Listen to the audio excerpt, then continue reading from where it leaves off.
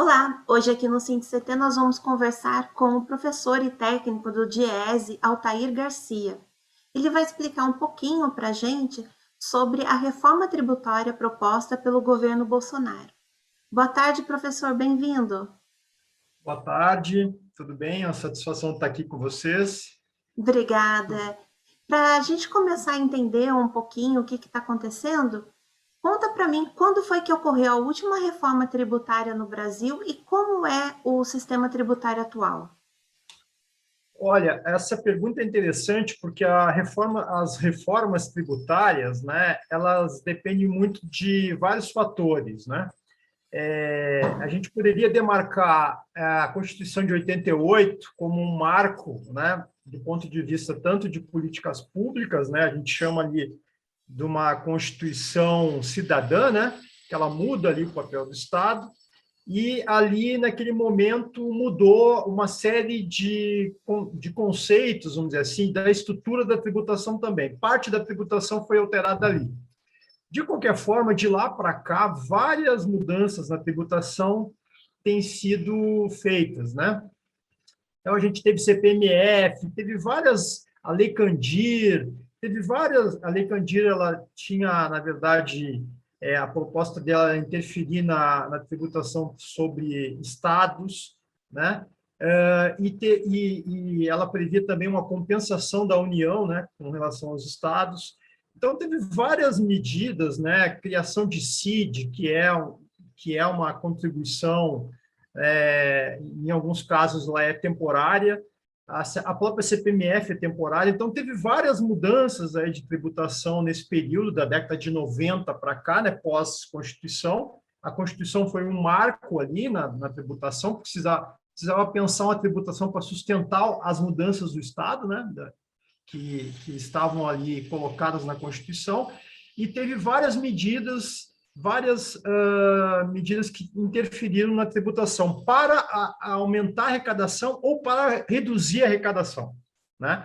Então, alguns setores se beneficiaram, né, reduzindo a tributação de diversas formas, inclusive com desoneração, né? E alguns setores acabaram tendo uma carga tributária maior, né? Isso eu falo setores, mas tem setores produtivos, a gente pode também, dependendo de onde que a gente olha, pessoas físicas e jurídicas tiveram uma tributação maior ou menor, né? Estados e municípios também tiveram, dependendo do momento, têm aumenta a carga tributária ou reduz. Acho que não faltou nada. A Constituição de 88 ela criou pelo menos duas contribuições importantes, a contribuição sobre lucro líquido e COFINS, né, que são duas tributações que vão ajudar na Previdência, né, e na Seguridade Social. Então, são duas tributações. Depois nós vamos ver na nossa conversa que essas tributações elas nunca são, vamos dizer assim, permanecem de forma confortável. Então, toda hora está tendo tensões do ponto de vista de desonerar ou de aumentar a tributação, né? Então, o PIS, COFINS e contribuição sobre o lucro líquido, eles estão, por exemplo, são o mote dessa reforma que está agora, né? Reforma trabalhista. O O que setor que é tributário, o pode que que falar. é essa reforma do governo Bolsonaro? O que que eles estão propondo? Porque todos os partidos políticos faziam campanha solicitando uma reforma tributária no Brasil.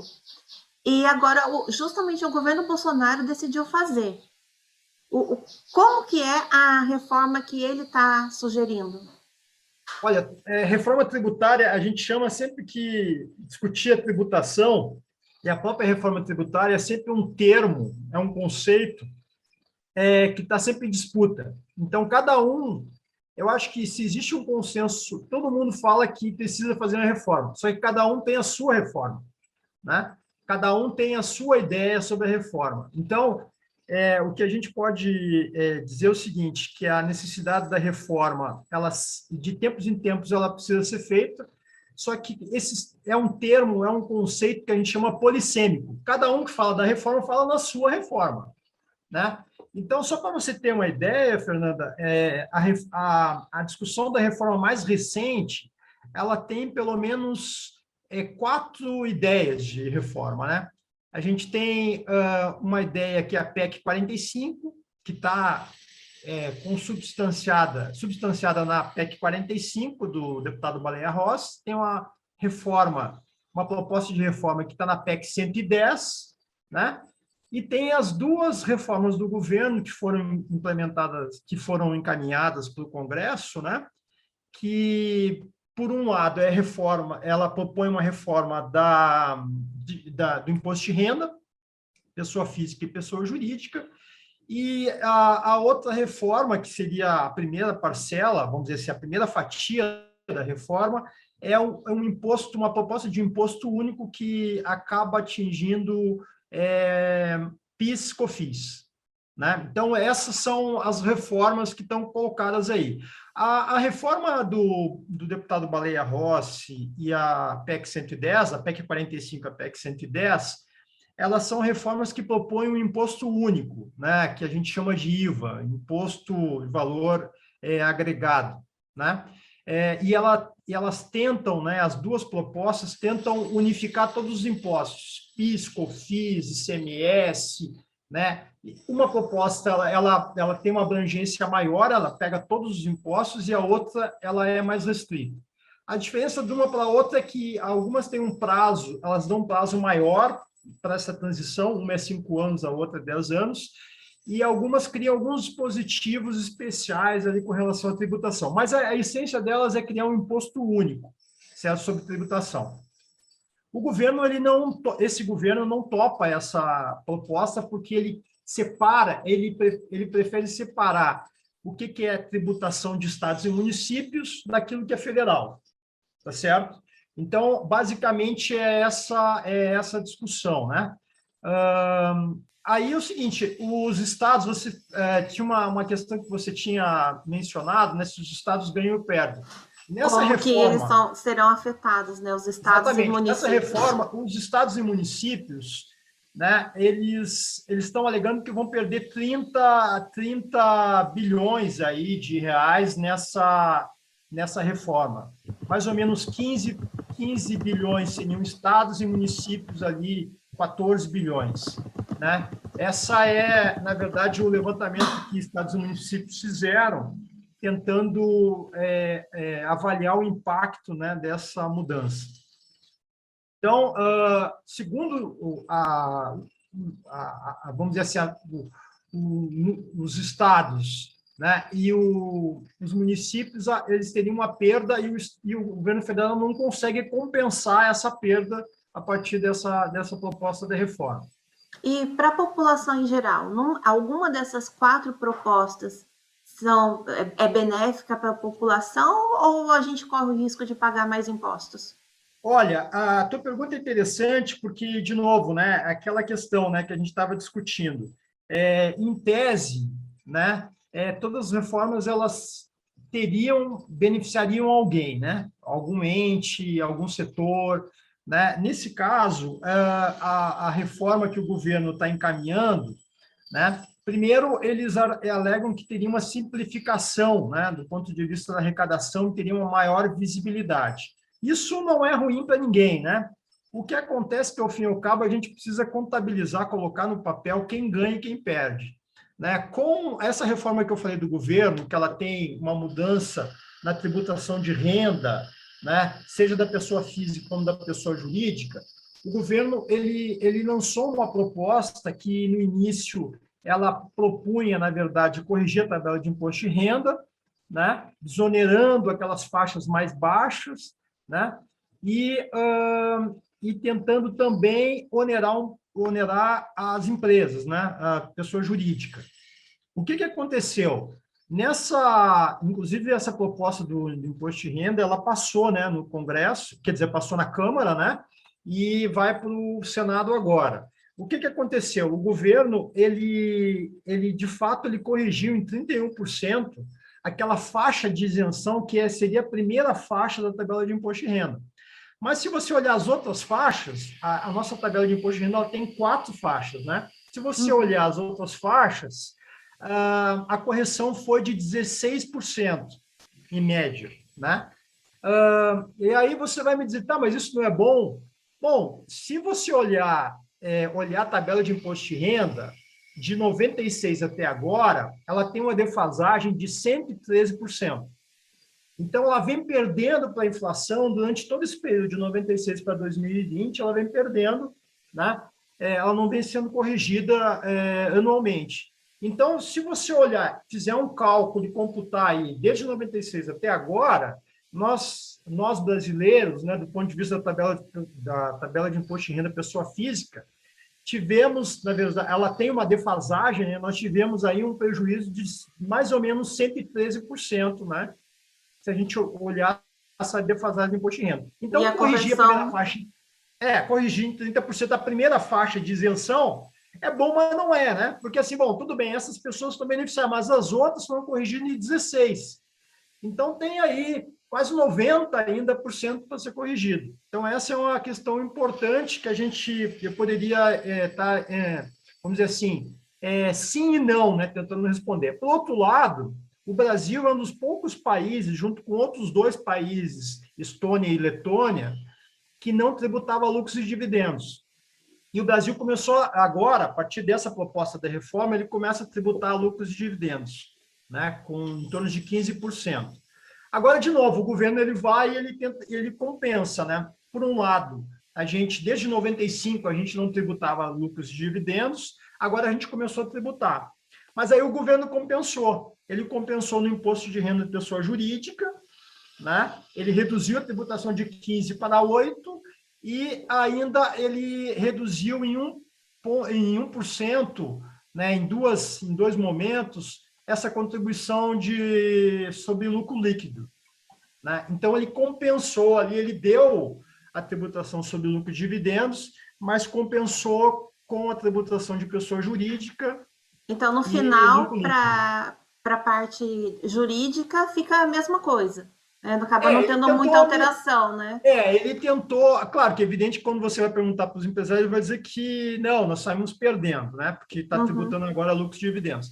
Mas, na verdade, ele tentou fazer né, tentou equilibrar, e ao fim e ao cabo o governo está dizendo que não acabou, na verdade, acabou sendo neutro, né? Essa mudança, principalmente sobre pessoa jurídica.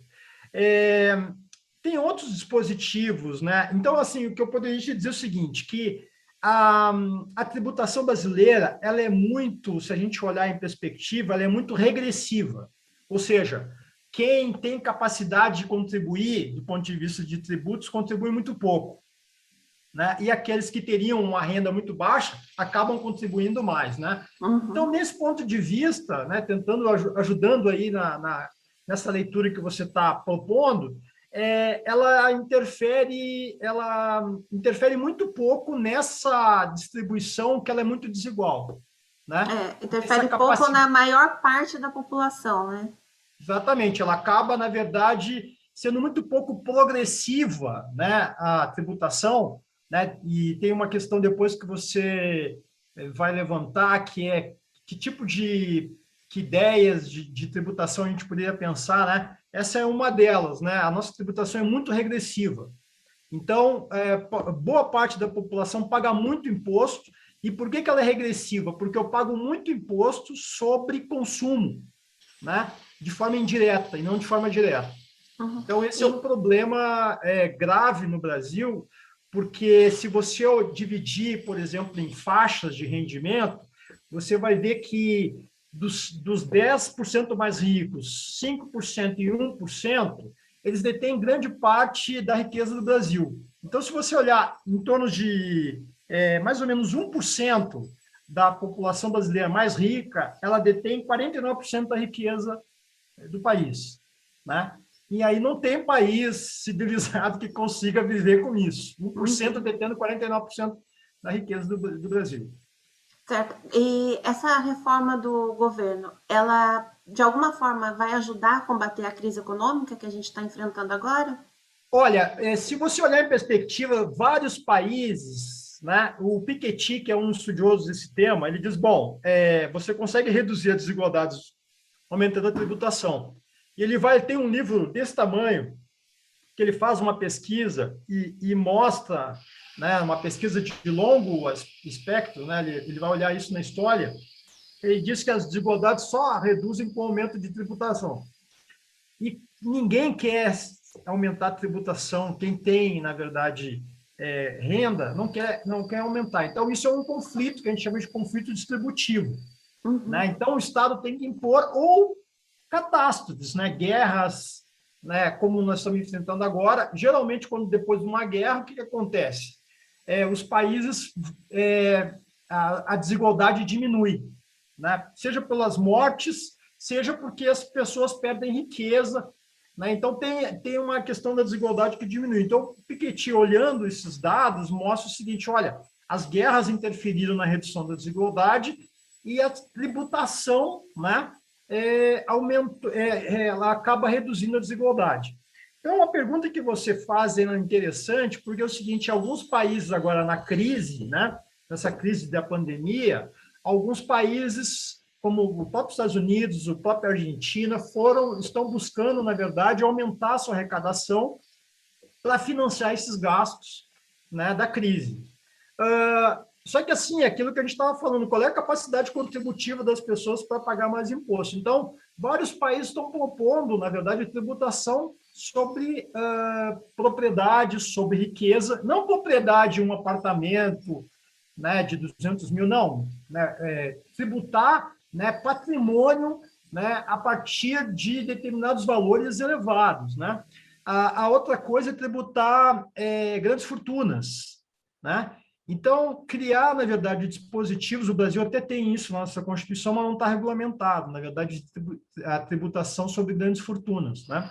Então, eu te diria o seguinte, vários países, o próprio Estados Unidos, que é um país que vira e mexe, é utilizado, né, para tratar dessa questão tributária, questão mais liberal, etc., o próprio presidente Biden está propondo, na verdade, aumentar a tributação e aumentar a tributação daqueles que têm mais capacidade contributiva.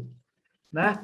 Então, eu te diria o seguinte, que a questão da tributação ela cumpre um papel fundamental desde que o Estado e o governo queiram fazer, né? Então, assim, o Brasil ele tem mais ou menos, tentando responder a tua pergunta, o Brasil, a carga tributária é mais ou menos 31,6% do PIB, tá certo? 31% do PIB vai para tributos. O Brasil, tu poderia me perguntar, tá, mas isso é muito ou é pouco? O Brasil, ele está, se você olhar os 31% do PIB, ele está abaixo dos países da OCDE, que é 34% do PIB, a média. Né? Então, a gente teria, sim, capacidade, na margem, de aumentar um pouco a carga tributária, né? Para o quê? Financiar, né? Não só a crise, mas financiar, na verdade, uma série de políticas públicas, né? Para mitigar a desigualdade, para a infraestrutura. Então, a gente teria capacidade. Bom, mas aí você pode dizer, tá, mas aumentar a carga tributária no Brasil... isso pode ser um pacto, né? Pode ser um pacto, né, dentro da sociedade, ou pode ser, na verdade, esse pacto pode ser via eleitoral, né? Ou esse pacto pode ser as elites toparem, né, pagarem mais impostos. Então, a questão da carga tributária, se ela é muito ou se ela é pouca, ela depende muito dessas questões que eu estou colocando para você. A outra questão importante que alguns criticam e relativizam, por exemplo, ter 31% de carga tributária depende, né, de como que é distribuída essa carga, né, seja do ponto de vista da arrecadação, seja do ponto de vista da desigualdade.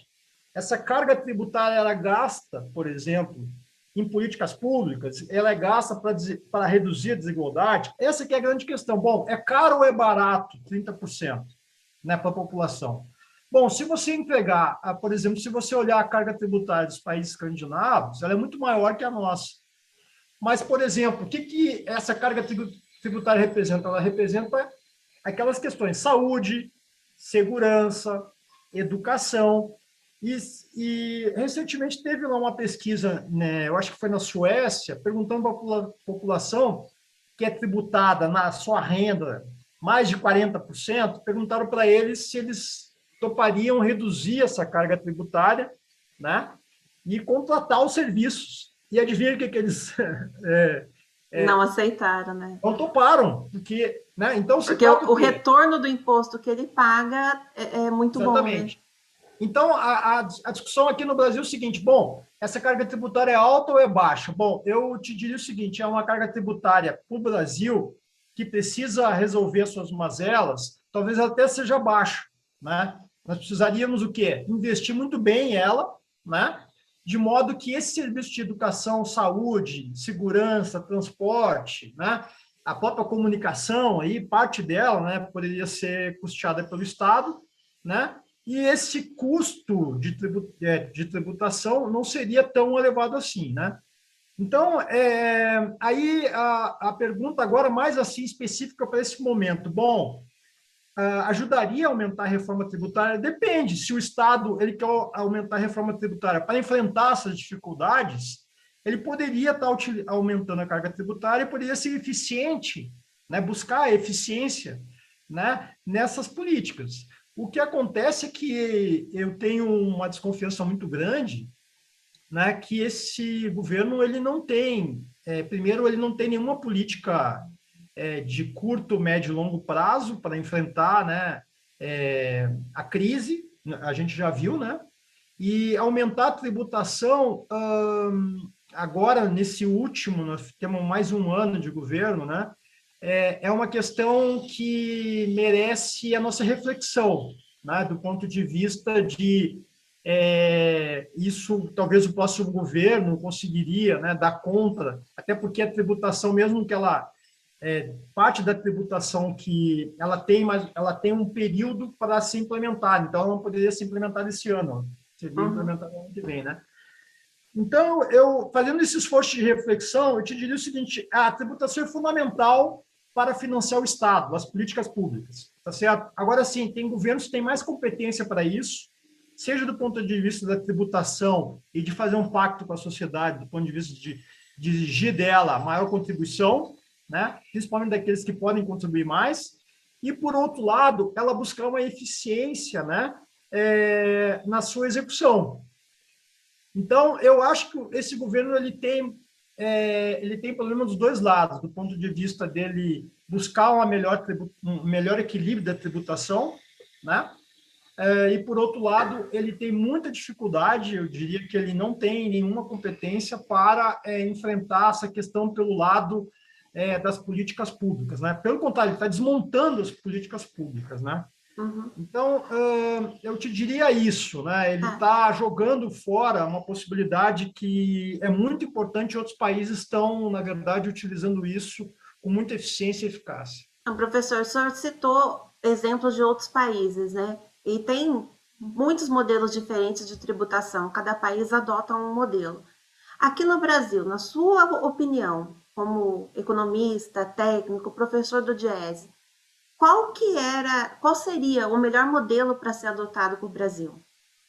Olha, o modelo, inclusive, dentro dessas propostas que a gente falou lá no início, né, a gente tem lá a PEC 45, a PEC 110, tem essa proposta, né, do governo, né, que é a CBS, né, Contribuição sobre Bens e Serviços, e tem uma proposta que a gente chama de reforma solidária, necessária e solidária. Eu te diria que essa é a melhor proposta, porque ela vai ao encontro do que a gente está falando. Essa proposta, ela basicamente, ela visa melhorar esse equilíbrio dentro da sociedade. Então, ela vai buscar o quê? Uma maior progressividade do ponto de vista tributário. O que seria essa maior progressividade? Eu vou tributar quem tem mais capacidade contributiva, certo? Essa é a primeira questão. Além disso, eu vou mudar, por exemplo, eu vou alterar, eu vou desonerar, por exemplo, a tributação sobre o consumo e sobre produção. E vou onerar, né? Vou tributar mais, portanto, patrimônio, renda, certo? E grandes fortunas. Agora, assim, ó, quando a gente fala isso, mas o que significa isso? Bom, tributar renda quer dizer que vai tributar nós? Não, pode ser e pode não ser. Por exemplo, a tributação no Brasil, a gente falou, né, são 4 faixas, sendo que a quarta faixa é 27,5%. Nós já tivemos tributações no Brasil na década de 70 até a década de 80, que nós tínhamos 14 faixas na tabela de imposto de renda.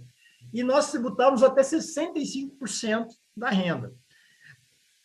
Grandes rendas, grandes fortunas. Então, existe sim a capacidade de tributação no Brasil, como a gente tinha falado, né? 1% ele leva quase 49% da riqueza. Então, essas pessoas poderiam estar contribuindo mais, né? De modo que a gente conseguisse avançar. Então, essa seria uma boa mudança da tributação. E tem uma questão, falando que é importante, o seguinte: isso primeiro, não é novidade com relação à nossa história, nós já tivemos essa tributação, né? Nós tivemos mais faixas de tributação sobre renda, certo? Que é uma boa tributação sobre renda, porque ela é direta, né? Segundo, a alíquota também maior nós já tivemos, e nós estaríamos, na verdade, como você mencionou, nós estaríamos em sintonia com os países da OCDE e do mundo. Por exemplo, os Estados Unidos, ele tem lá 7 faixas na tabela de imposto de renda e ele tributa quase 40%, a maior tributação é 40%. E nós tributamos aqui 27,5%. Além disso... não é 27,5% do total, né? É da diferença, né? Isso. Tem uma faixa, se o salário é 10 mil, até tantos reais é isento, depois passa a ser um outro percentual. E sempre por faixas, Então, vai de 7,5% e chega até 27,5%. Se você olhar em outros países, você vai ver que existe mais faixas, né, de tributação, e existe também uma preocupação importante de desonerar o consumo, os impostos indiretos, né, e desonerar a produção. Então, você reduziria a tributação sobre essas bens e serviços, por exemplo, e tributaria mais. Então, o Brasil, no caso da tributação sobre renda, nós estamos abaixo dos países da OCDE, nós tributamos pouca renda, né? E estamos acima dos países da OCDE quando se trata de tributar bens e serviços. Né? Então, a gente está acima. Quando você olha patrimônio, quando você olha herança, grandes fortunas, nós estamos abaixo. A gente tributa menos. Então, por exemplo, é uma herança, né? Alguns países cobram 6%, 12%, 15%, 20%, né, sobre herança. Nós cobramos muito pouco. Isso está lá na Constituição, mas não foi regulamentado. Então, tem uma grande discussão no ponto de vista de existe a possibilidade de tributar, né, essas, vamos dizer assim, renda e patrimônio? Existe. Né? Então, essa é a discussão. Alguns países tiveram coragem de fazer isso, estão fazendo, né? E o Brasil, vamos dizer assim, vem adiando, né, essa questão. E isso significa, na verdade, esse adiamento significa a gente, do ponto de vista civilizatório, né, acaba, vamos dizer assim, parando no tempo, andando para trás. Vou te dar um exemplo. A gente passou, né, eu diria que é uma aberração, que é o teto de gastos, né? Então, a gente colocou lá um limite de teto de gastos, sendo que a população está crescendo, sendo que nós tivemos a pandemia, sendo que nós temos, na verdade, uma série de obrigações do ponto de vista civilizatório, do ponto de vista das necessidades da população, que a gente precisa dar conta. E a gente limitou isso do ponto de vista do teto de gasto. E por 20 anos, né?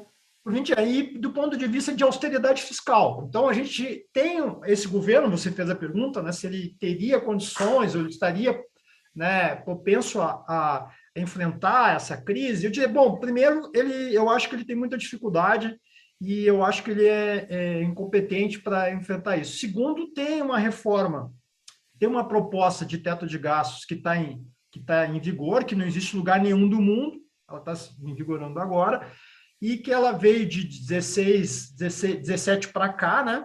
Foi implementar, agora ela está na sua vigência plena, e isso dificulta imensamente qualquer enfrentamento de crise, qualquer enfrentamento inclusive, de um projeto de país, né? Então, a gente tem esse plano de teto de gastos e tem uma política de austeridade, que ela reduz os gastos, né? Limita os gastos a questões muito específicas e acaba, na verdade, impedindo que o país enfrente a realidade. Então, assim, para quem está nos assistindo ter clareza, quando eu crio uma política de austeridade, por exemplo, o meu gasto ou o seu gasto, na verdade, de consumo, ele gera renda para o setor privado, que, por sua vez, gera, na verdade, receita, né, impostos para o governo. Então, tem uma roda que gira. Quando eu crio austeridade do próprio governo, ele tem limites no gasto, eu restringo essa circulação, eu vou restringindo isso. Né? Então, o governo, quando ele limita os gastos, ele não compra. Então, a renda do governo, na hora de ele movimentar a economia, ele acaba restringindo isso. E isso tem um ciclo, vamos dizer assim, um ciclo vicioso que acaba reduzindo, né, a capacidade. Ao fim e ao cabo, né, ele acaba tendo um impacto negativo para todos nós. Uhum. Professor, Né? o Diese faz estudos sobre as propostas de reforma do governo, né? Tem em Sim. algum lugar, está disponível para quem quiser entrar, aprofundar mais no conhecimento dessas reformas? Sim, tem o Diese tem e produz várias notas técnicas sobre todas as reformas. Se vocês olharem lá no site do Diese, vocês vão encontrar de uma forma bem sintética. É complexo, né, o tema, mas o Uhum. Diese tenta analisar isso de uma forma bem sintética. Tem outras organizações importantes que trabalham conosco. A Oxfam também tem uma boa abordagem sobre esse tema de desigualdade e tributação. Nós temos o INESC também, é outra entidade importante, o Instituto de Justiça Fiscal, que também é uma organização importante que discute, que faz, na verdade, acompanha as análises e faz esse debate. E tem outras organizações, a própria proposta de reforma tributária solidária, ela é vamos dizer assim, são organizações e pessoas que estão ali imbuídas no sentido de propor alternativas, né? Então, tem várias entidades que estão disputando, né, vamos dizer assim, essa leitura, né, e propostas no ponto de vista de tentar enfrentar, né, o problema do Brasil no curto, médio e longo prazo, né, e tentar mostrar para o debate, né, para a sociedade, como que o que está em jogo, né? Aquilo que você falou lá no início, né? Tem muita dificuldade de compreender, né, o que está acontecendo, e às vezes, assim, tem um movimento de ganha e perde, que a gente faz um cálculo, né, muito rápido e, vamos dizer assim, muito particular, né? Bom, eu vou ganhar, eu vou perder com isso, né? Uhum. E, ao fim e ao cabo, a gente não consegue perceber, e eu acho que essa conversa é muito boa por isso, porque, assim, bom, a questão tributária é uma questão que ela afeta a população desde a questão da criança até o idoso, né? Que é, na verdade, a questão fiscal, né? Como o Estado vai ser financiado. Então, desde as escolas, equipamentos públicos, né? Toda a questão dos equipamentos de saúde, né? Do SUS, que é o maior programa de saúde do mundo, né? Tudo isso é financiado o quê? Pelos tributos. Aí alguém pode dizer, mas o sistema, tudo isso é muito precário, é muito ruim. Bom, a gente precisa, eu diria para você o seguinte, que a gente precisa lutar bastante, não para reduzir a tributação, mas para melhorar esse serviço.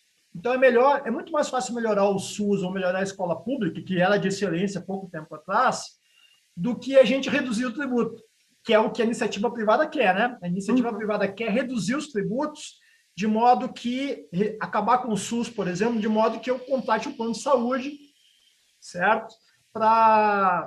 Enfim, para contratar um Para médico, né? O tratamento de câncer, etc, etc. E a escola ter pública é a lucro. mesma coisa, Uhum. né?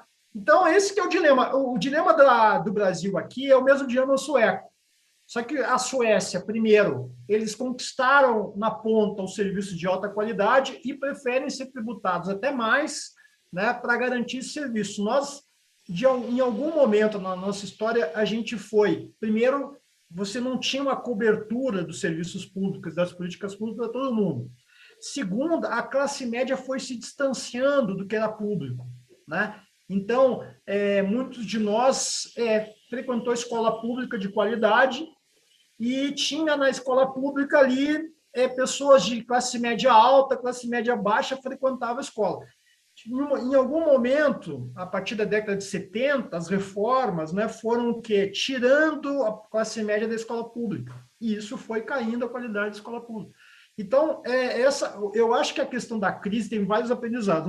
Uma das questões que eu acho que é importante é o seguinte: a crise, salvo engano meu, ela fez o quê? A população valorizar aquilo que é dela. O SUS, por exemplo.